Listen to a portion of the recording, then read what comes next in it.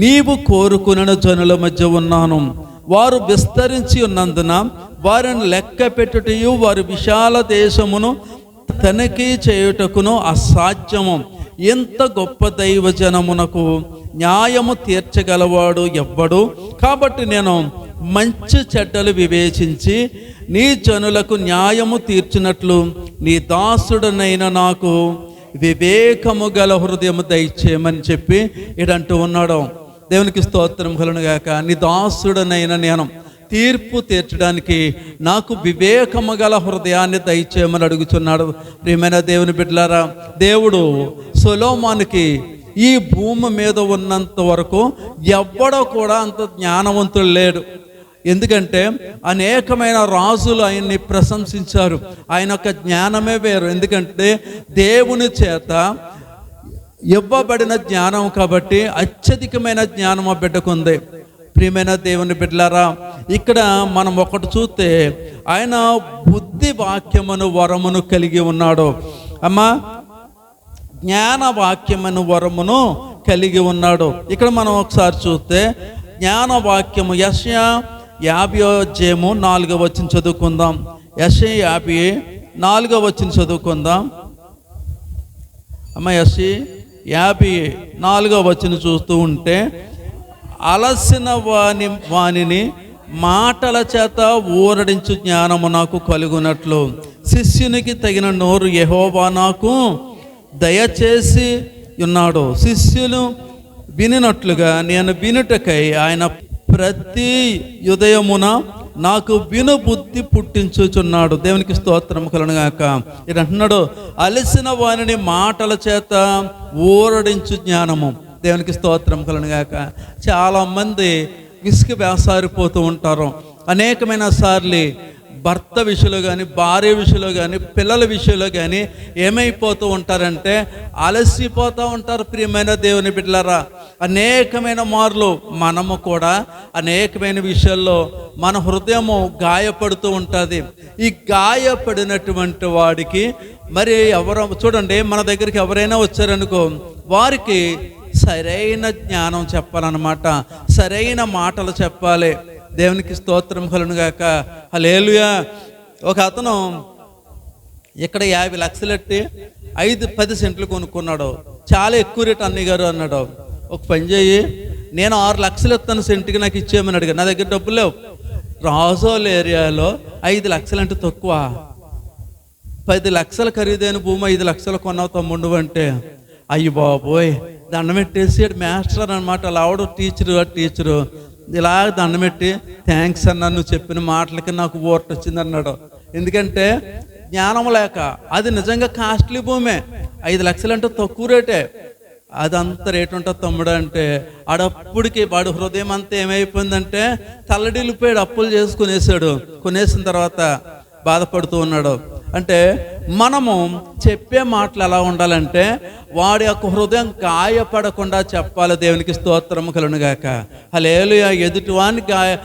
ఎదుటివాని హృదయం గాయపరచకూడదు. ఎప్పుడు వాడిలో నెమ్మది దయచేయాలన్నమాట. ఏ సమస్య మీద వచ్చినా ఆ సమస్యను బట్టి నీకెందుకు దేవుడు సహాయం చేస్తాడని మనం చెప్తూ ఉండాలి. ఎందుకంటే మనము దేవుని బిడ్డలం కాబట్టి దైవ జ్ఞానం మనకు కలిగి ఉండాలి. హల్లెలూయా. ఇంకా మనం చూసినట్లయితే విశ్వాసము, దేవునికి స్తోత్రం కలుగును గాక, విశ్వాసం అనే వరము కలిగి ఉండాలి. మరి ఇక్కడ అంటూ ఉన్నాడు, ఇక్కడ చూడండి, మత్తయి సువార్త 21వ అధ్యాయము, మత్తయి సువార్త 21వ అధ్యాయము. ప్రియమైన దేవుని బిడ్డలారా, 21వ అధ్యాయము 21వ వచనం. ఇక్కడ మనం చూసినట్లయితే, ఎందుకు యేసు మీరు విశ్వాసము కలిగి సందేహింపకుండిన ఎడల ఈ అంజూరపు చెట్టునకు జరిగిన దానిని చేయటం మాత్రమే కాదు, ఈ కొండను చూసి ఎత్తబడి సముద్రములో పడవేయబడదువు గాక అని చెప్పిన ఎడల అది అలాగు జరిగినని మీతో నిత్యముగా చెప్తున్నాను. దేవునికి స్తోత్రం కలుగును గాక. హల్లెలూయా. ఓసారి ఆయన గొడ్డలు ఇచ్చుకుని చెట్లు నరుకుతున్నాడు. ఎలీషా దగ్గర నుంచి వచ్చిన కూలివారు ఏం చేస్తూ ఉన్నారంటే ఎలీషాను కూడా తీసుకెళ్లారు. నది పక్కనే గొడ్డలు ఇచ్చుకుని చెట్లు నరుకుతూ ఉంటే పిడి నుండి గొడ్డలు ఊడి నదిలో పడిపోయింది. దేవునికి స్తోత్రం కలుగును గాక.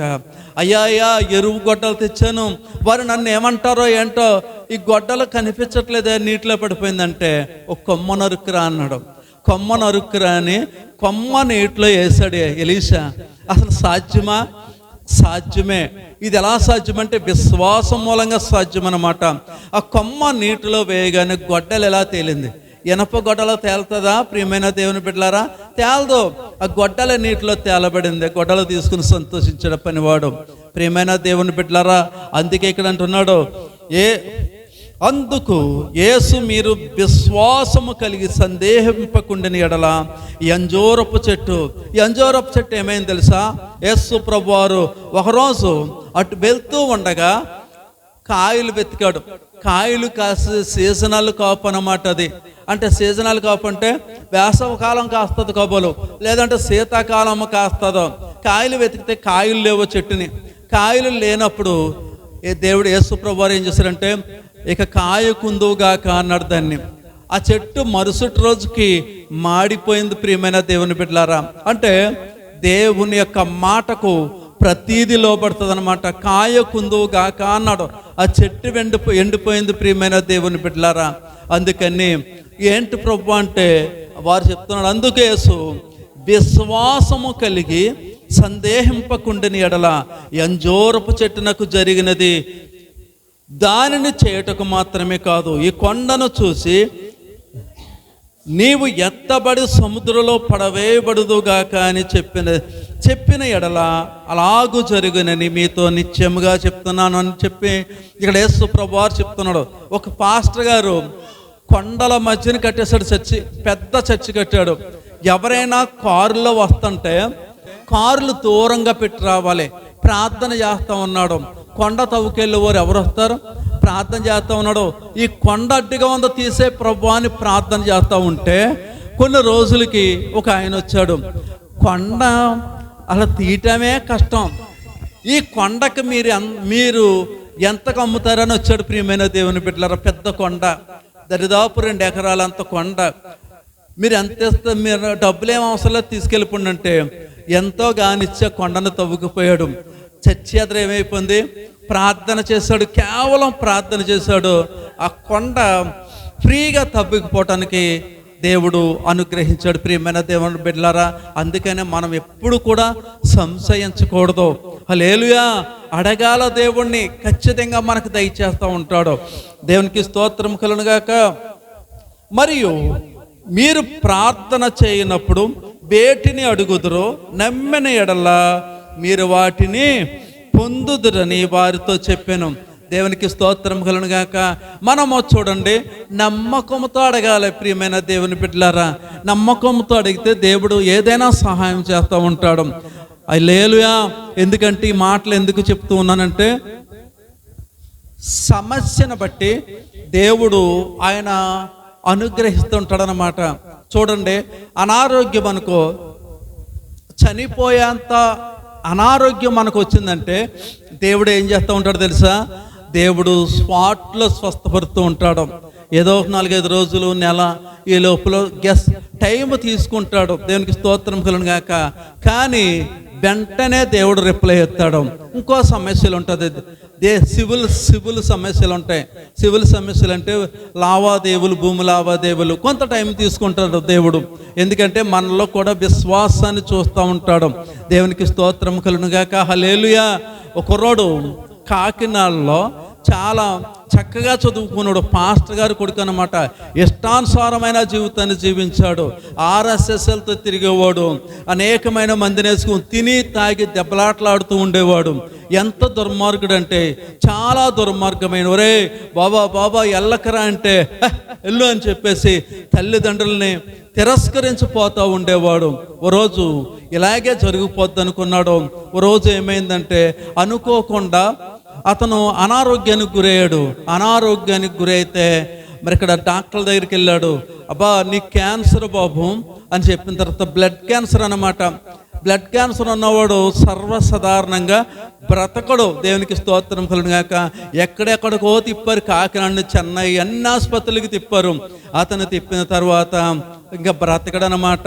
బలంగా ఉండేవాడు, ఫిజిక్ చాలా బలంగా ఉన్నాడు. ఎందుకంటే దెబ్బలాటలు ఆడాలి కదా, కండలు పెంచి దెబ్బలాటల కోసం అనేకమైన మంది కుర్రోళ్ళు వేసుకుని యూత్ని అంతా పాడు చేస్తూ ఉండేవాడు. ఇష్టానుసారంగా మందు సిగరెట్లు అన్నీ తాగేసి నాశనం చేస్తూ ఉండేవాడు.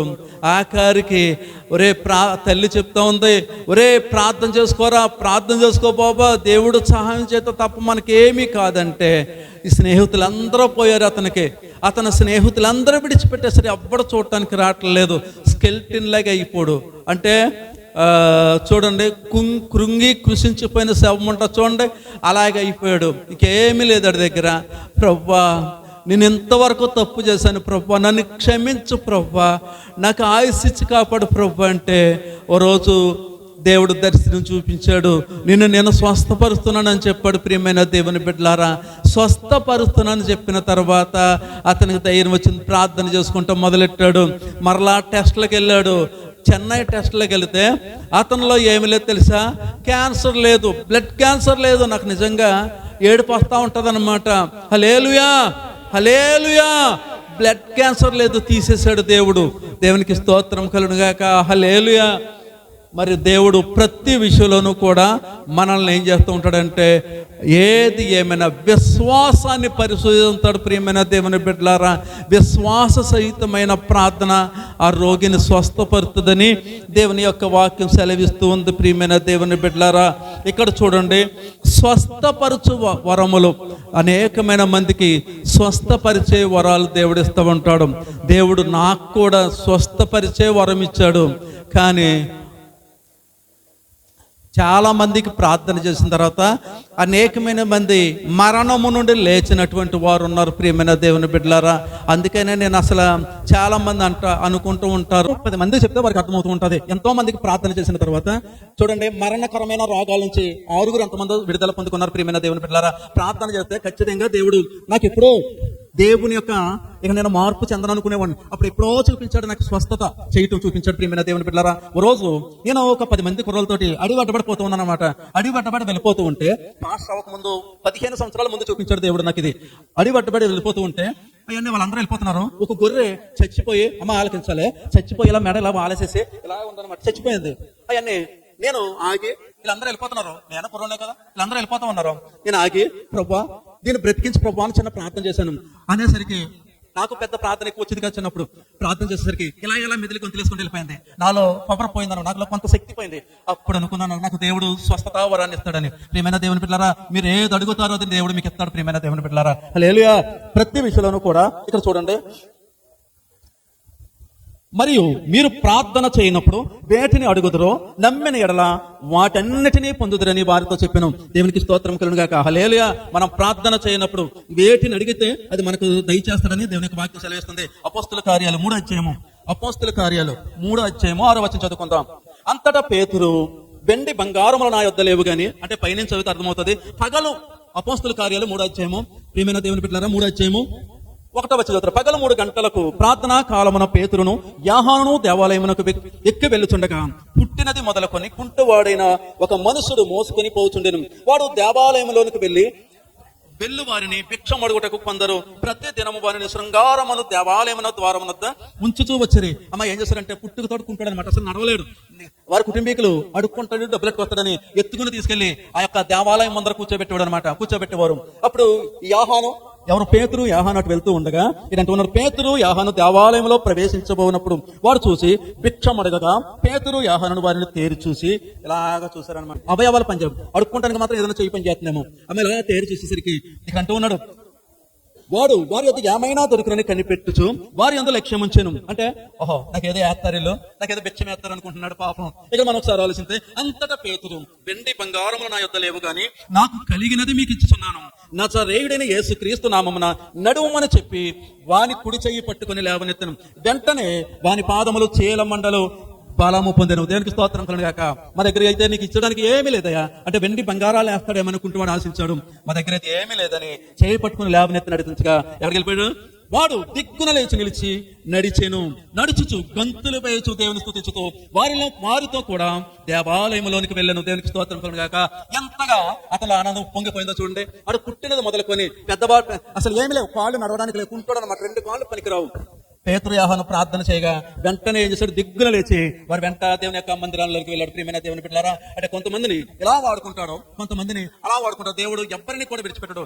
మనిషి యొక్క ఆశను బట్టి వాడి యొక్క ఆశను ఫలింపజేస్తాడు. ప్రియమైన దేవుని బిడ్డలారా, అద్భుతములు చేయు శక్తి అనే వరం ఒక్కొక్కరికి ఇస్తూ ఉంటాడు అనమాట. అనేకమైన అద్భుతాలు యేసు ప్రభువుని అడుగుతూ ఉంటాడు, నాకు అద్భుతమైన క్రియ చేయమంటే యేసు ప్రభువు అంటాడు, నావో అని ఎవరు యోనా అద్భుతం తప్ప నా దగ్గర ఏమి, యోనా అద్భుతం మీరు అన్నారు కదా, ఇంకంతకంటే నేనేం చెప్పేది ఏమి లేదని చెప్తా ఉంటాడు. ఎందుకంటే అనేకమైన అద్భుతాలు దేవుడు చూపించాడు, అనేకమైన ప్రవక్తలు అనేకమైన అద్భుతాలు దేవుని ఎడల చూపించాడు. ప్రియమైన దేవుని బిడ్డలారా, ఇక్కడ మనం చూడండి ప్రతి విషయంలోనూ కూడా ఆత్మ వివేచనయు వరం అంట. ఆత్మ చూడండి, చాలా మంది ఆత్మ వివేచన వరము కలిగి ఉండాలి. ఏంటంటే ఇప్పుడు మోసపూరితమైన దైవజనులు అనేకమైన మంది ఉన్నారు. ప్రవచనాలు పలికేస్తూ ఉంటారు, దొంగ ప్రవచనాలు పలికేస్తూ ఉంటారు. ఇక్కడ పెద్ద సంఘం ఉంది, వారు ఆత్మలతో మాట్లాడేస్తూ ఉంటారు. ఆ ఆత్మ నిజమైనదా కాదా అని వివేచించాలన్నమాట. మోసపూరితమైన మనుషులు మనం కనిపెట్టగలం. ఎందుకో తెలుసా? మనం దేవుని నమ్మాలి. దేవునికి స్తోత్రం కలుగుగాక. చాలా మంది ఈ చర్చ్ కాదని ఆ చర్చ్ కాదని ఎక్కడెక్కడికో పోతూ ఉంటారు. దేవుడు చర్చిని మారితే దేవుడు మన దగ్గర ఉండడం. దేవుని స్తోత్రం కలుగుగాక. మన హృదయం మారాలి. ప్రియమైన దేవుని బిడ్డలారా, వాక్యం చదవాలి, వాక్యానుసారమైన జీవితాన్ని మనం జీవించాలి. దేవుని మందిరాల్లో ఆరాధిస్తూ ఉండాలి. ప్రతి దినము ఉదయం సాయంకాలము కూడా మనం ప్రార్థించాలి. దేవునికి స్తోత్రం కలుగుగాక. కొందరికి భాషలకు అర్థం చెప్పే వరము కలదంట. 1 కొరింథీయులకు రాసిన పత్రిక 1 కొరింథీ 12:28-29 వరకు చూస్తే అమ్మా ఇక్కడ చూడండి. మరియు దేవుడు సంఘములో మొదట కొందరిని అపోస్తులుగాను, పిమ్మట కొందరిని ప్రవక్తలుగాను, పిమ్మట కొందరిని బోధకులుగాను, అటు పిమ్మట కొందరిని అద్భుతములు చేయవారుగాను, తరువాత కొందరిని స్వస్థపరచు కృపావరములు గలవారు గాని, కొందరిని ఉపకారము చేయవారు గాను. చాలా మంది ఉపకారం చేసే వాళ్ళు కూడా చూడండి, ఎవరైనా యాక్సిడెంట్ గా పడిపోతూ ఉంటారో మనం గబగబా తీసుకెళ్తూ ఉండాలి. అది ఉపకారం చేసే వరం అన్నమాట. అమ్మా, ఉపకారం చేసే వరము కూడా మనం కలిగి ఉండాలి. దేవునికి స్తోత్రం కలుగుగాక. అమ్మా, కొందరిని నానా భాషలు మాట్లాడేవారు గాను నియమించను. అందరూ అపోస్తుల, అందరూ ప్రవక్తల, అందరూ బోధకుల, అందరూ అద్భుతములు చేయవారా, అందరూ స్వస్థపరచువారా, కృపావరములు గలవారా? దేవునికి స్తోత్రం కలుగుగాక. కాదు, దేవుడు కొంతమందికి కొన్ని విధాలుగా ఇస్తూ ఉంటాడు. అంటే నేను ఎందుకు ఈ మాటలు చెప్తున్నానంటే, మనము ఖచ్చితంగా దేవుని మీద మన యొక్క హృదయాన్ని ఉంచాలమ్మా. దేవుడు నాకు సహాయం చేస్తాడు, నా బిడ్డలను ఇలాగ తీర్చిదిద్దుతాడు, నా కుటుంబాన్ని ఇలా లేవనెత్తాడు అని ఆలోచన కలిగి మనం ప్రార్థన చేసుకుంటూ ఉండాలి. ప్రియమైన దేవుని బిడ్డలారా, దేవునికి స్తోత్రం కలుగుగాక. హల్లెలూయా, హల్లెలూయా. హెబ్రీయులకు రాసిన పత్రిక, అమ్మ హెబ్రీయులకు రాసిన పత్రిక 13వ అధ్యాయం 17వ వచనం చదువుకుందాం. హెబ్రీయులకు రాసిన పత్రిక 13వ అధ్యాయము 17వ వచనం చదువుకుందాం. అమ్మా, మీ పైని అమ్మ ఒకసారి ఇది అందరూ వినాలమ్మా, ఎందుకంటే ఇది మనం సంఘానికి సంబంధించిన వాక్యం అనమాట. ఇది ఒకటి చెప్పి విరమిస్తాను నేను. మీ పైని అమ్మ అందరూ చూసారా బైబిల్? అమ్మ హెబ్రీయులకు రాసిన పత్రిక 13వ అధ్యాయం 17వ వచనం. మీ పైని నాయకులుగా ఉన్నవారు లెక్క ఒప్ప చెప్పవలసిన వారి వలె మీ ఆత్మలను కాయుచున్నారు. అమ్మ, నేను అందుకనే ప్రతి దినము కూడా ప్రతి ఒక్కరి కోసం ఉదయ ప్రార్థనలో, సాయంకాలం ప్రార్థనలో గుర్తు తెచ్చుకుంటూ ఉంటాను. ఎవరి లెక్క, ఈ సంఘ సభ్యుల యొక్క లెక్క నేను అప్పగించాలి దేవునికి, లేకుంటే నాకు శాపమై ఉంటది. మరి నేను అనేకమైన అందంగా ఉందో. అమ్మ ఇక్కడ చూడండి, మీ పైన నాయకులుగా ఉన్నవారు లెక్క ఒప్ప చెప్పవలసి వారి వలె మీ ఆత్మలను కాయుచున్నారు. వారు దుఃఖముతో ఆ పని చేసిన ఎడల మీకు నిష్ప్రయోజనం అనమాట. నేను ఎంతకాలం బాధపడినమ్మా, 5 సంవత్సరాల నుంచి నేను దుఃఖపడుతూ ఉన్నాను. అనేకమైన మంది నశించిపోతున్నారు. ఏమైనా భయం చేత, బాధ చేత నేను బాధపడుతూ ఉన్నాను. నాగేశ్వరరావు ఎన్నో మరలకి ఏంటంటే అని బాధపడిన సమయాలు అనేక ప్రతి దినము కూడా ఇలాగే ఉన్నాం. ఇక్కడ చూడండి, దుఃఖముతో ఆ పని చేసిన ఎడల మీకు నిష్ప్రయోజనము కనుక దుఃఖముతో కాక ఆనందముతో చేయనట్లు వారి మాట విని వారికి లోబడి ఉండాలి. దేవునికి స్తోత్రం కలుగుగాక. దేవుని యొక్క సేవకునికి లోబడి ఉండాలి. ఏదైనా వాక్యం ఏమన్నా మన హృదయాన్ని తాకిందనుకో, వద్దాం పాస్టర్ గారు ఏ మంచోడు కాదు అని చెప్పుకుంటాం, ఎక్కడికో పరిగెడుతూ ఉంటారు. కొంతమంది చూడండి, ఎక్కడ ఒక పరిగెట్టినా దేవుడు మన హృదయాల్లో లేకపోతే, దేవుడిని ఆరాధించాలి, మనం ప్రార్థించాలి, వాక్యం చదువుకోవాలి. ఎక్కడికి వెళ్ళి ఇదే కదా వాక్యం.